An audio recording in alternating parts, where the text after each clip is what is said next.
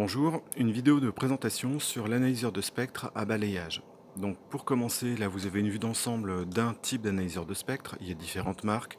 Les boutons et les écritures sur les boutons peuvent être légèrement différents d'un appareil à un autre, mais là globalement on va retrouver les mêmes fonctionnements qui vont être vus également dans le TD sur l'analyseur de spectre.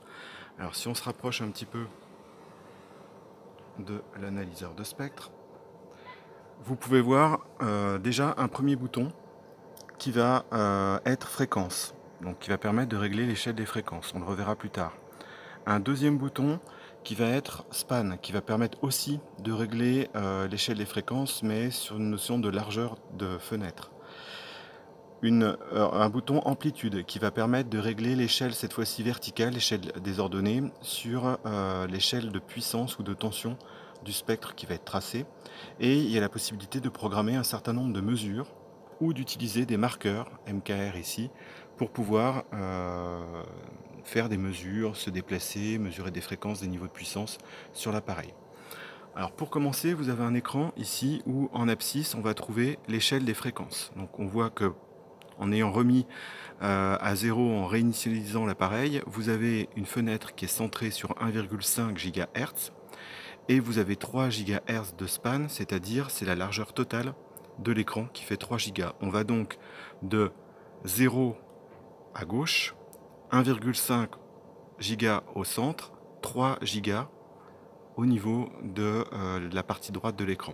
Ce qui correspond, si on regarde un tout petit peu juste au-dessus, l'écriture de l'appareil, vous voyez qu'il est écrit 3 Go, ça correspond à la plage maximale que l'appareil est capable d'analyser. Donc voilà le principe. Donc pour régler l'échelle des fréquences, première chose, on peut aller sur le bouton fréquence. Le réglage peut prendre deux philosophies possibles. Soit vous choisissez Start Frequency qui correspond à la fréquence de départ qui est ici, et Stop Frequency qui est la fréquence de fin qui va être ici.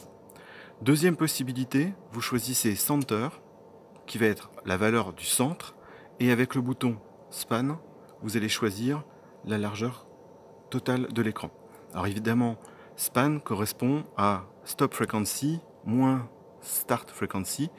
La différence entre la fin et le début de l'écran, c'est bien évidemment la largeur totale de l'écran. Ensuite, sur l'échelle des amplitudes, on va pouvoir régler cette fois-ci l'échelle en indiquant le niveau de référence qui va être le niveau en haut de l'écran.